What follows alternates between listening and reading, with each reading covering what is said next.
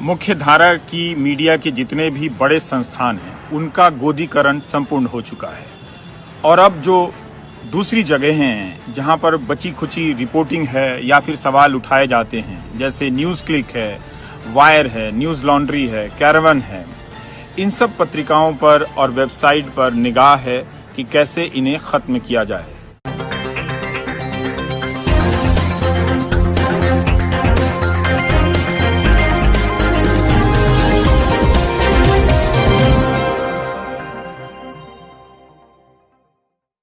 कि सत्य के साथ खड़े रहने में कठिनाई जरूर होती है, उसके लिए आपको बहुत सारी परेशानियों का सामना करना पड़ेगा।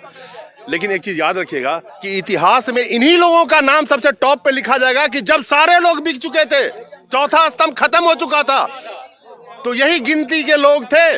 बेशक इन्होंने लाखों की नौकरी को लात मार दिया या इनको निकाल दिया गया दबाव में, लेकिन इन्होंने अपनी जो रोजी रोटी थी इनकी, जो पत्रकारिता का गुण इनमें था, जो पत्रकारिता का एक वसूल है, उसको नहीं छोड़ा। तो इतिहास भी इन्हीं लोगों का लिखा जाएगा। और जो गोदी मीडिया के पत्रकार है ना, उनका बच्चा अगर किसी स्कूल में जाएगा, उससे पूछेगा तुम्हारे पिता का नाम क्या है, और गलती से उसने नाम बता देगा, चल बे उसका है तू। लेकिन कोई अगर बोलेगा कि मेरे पिता का नाम अजीत अंजुम है, मेरे पिता का नाम रवीश कुमार है, मेरे पिता का नाम अभिषार शर्मा है, तो उस बच्चे के साथ उसके दोस्त फक्र से उसका सर ऊंचा उठ जाएगा। ये फर्क आने वाला है आने वाले वक्तों में, जिसको इस गोदी मीडिया को पत्रकार नहीं समझ रहे हैं। तो आप नाम कमाने के लिए, सत्य के साथ खड़े रहने के लिए आपको कठिनाई झेलनी पड़ेगी।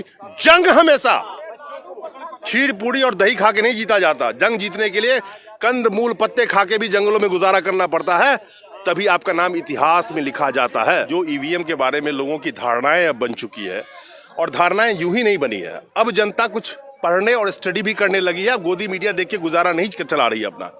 वो जानती है कि जितने बड़े बड़े डेवलप्ड कंट्रीज हैं उसमें वो ईवीएम क्यों नहीं इस्तेमाल कर रहे हैं, या ईवीएम इस्तेमाल कर रहे हैं तो इस्तेमाल करना बंद क्यों किया, क्योंकि कहीं ना कहीं इस पे सवाल उठा हुआ है पहले भी। नंबर 1, आपने कहा बंद क्यों रहे, तो एक जवाब तो ये हो गया कि ये जो बंद कहां से रहे, तो ये सवालों के घेरे में एक ईवीएम भी आज की डेट में आ रहा है। उसकी वजह एक और है कि अगर हम जमीन पे बैठ के और चांद पे जब हम सैटेलाइट भेजते हैं तो यहां से हम कंट्रोल कर सकते हैं। तो 1 किलोमीटर पे कोई मशीन चल रहा हो इलेक्ट्रॉनिक का, तो हम यहां से बैठ के उसको कंट्रोल कर सकते हैं और कराया जा सकता है। कितनी भी चीजें कर सकते हैं। एक सवाल तो यह है। दूसरा सवाल यह है कि बने क्यों। देखिए, जुमला और काठ की हांडी एक बार चढ़ती जरूर है। आज के डेट में आप बताइए, क्या गोदी मीडिया, मैं फिर आऊंगा कि गोदी मीडिया की बाप की औकात है कि नोटबंदी से देश को क्या मिला इसकी चर्चा कर ले, जीएसटी से देश को क्या मिला और कितने व्यापारियों ने आत्महत्या कर लिए, नोटबंदी में कितने लोगों की जान चली गई, इस पर चर्चा कर ले। आप बताइए, 370 हटाना ठीक था, लेकिन 370 हटाने के बाद उस राज्य का क्या हाल है। 370 हटाना ठीक था, लेकिन 370 हटाने के बाद उस राज्य का क्या हाल है, उसमें कितनी डेवलपमेंट हुई।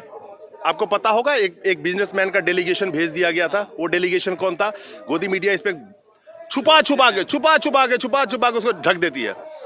देवेंद्र सिंह की बात कर लो, गोदी मीडिया छुपाने में माहिर है। तो उस राज्य का क्या हाल है। लॉकडाउन की बात करते हैं। लॉकडाउन में इसी देश का आंकड़ा कहता है कि एक नॉर्मल मजदूर है, उसके घर में 3 शाम का खाना होता है, उससे ज्यादा उसके पास खाना नहीं होता, यानी कि काम के बगैर वो नहीं रह सकता 3 शाम के खाने के बाद। लॉकडाउन लगा देते हैं 21 दिन का बोल के, जो 60 दिन तक कम से कम चलता है। उसमें कितने लोगों की जान गई मेरे दोस्त रोड पे, उस आंकड़ों पे गोदी मीडिया चर्चा करती है। मैं कुल मिला के ये कहना चाहता हूं कि सरकार की जितनी भी नीतियां हैं और जो भी पॉलिसीज लेके आए हैं, ये चर्चा का विषय है। गोदी मीडिया इस पे 2 साल चर्चा कर सकती है, लेकिन इतने दबाव में है, चाटुकारिता की इतनी हद पार कर चुके हैं। और चाटुकारिता करने का भी बहुत बड़ा एक रीजन है, क्योंकि सरकार की अब इनके पास जो फंडिंग आ रही है वो सरकारी ऐड से आ रही है, क्योंकि मोदी सरकार में जो एडवर्टीजमेंट का कॉस्ट है वो कई गुना बढ़ गया है। अभी मैं आंकड़े पे नहीं जाना चाहता, कई गुना बढ़ गया है। वो पैसे देने का एक तरीका बना लिया है। तुम हमारी बात करोगे तो तुम्हें ज्यादा ऐड देंगे, तुम हमारी बात नहीं करोगे तो तुम्हें कुछ नहीं देंगे। बहुत सारे उदाहरण मैं आपको दे सकता हूँ। इक्का दुक्का चैनल का उदाहरण मैं दे सकता हूँ जिनको कुछ नहीं मिल रहा है।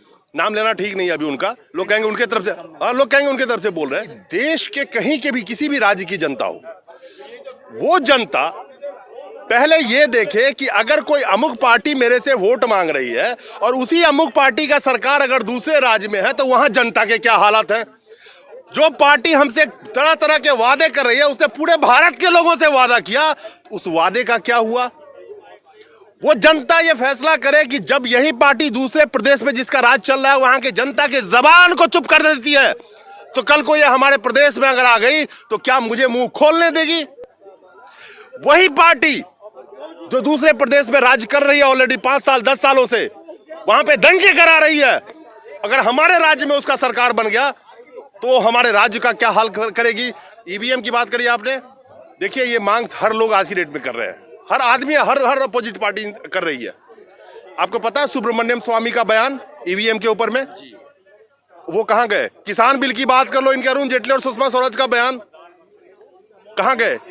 इनके जब ये विपक्ष में बैठे थे वे उसी चीज का विरोध कर रहे थे। एफडीआई की बात कर लो, आप जीएसटी की बात कर लो, यार तुम ज्यादा क्यों? जिस आधार कार्ड के नाम से कूद रहे हैं उस आधार कार्ड का इन्होंने कितना विरोध किया था संसद में बैठ करके। आप यूट्यूब पे देख लेना, वीडियो जाके अवेलेबल होगा।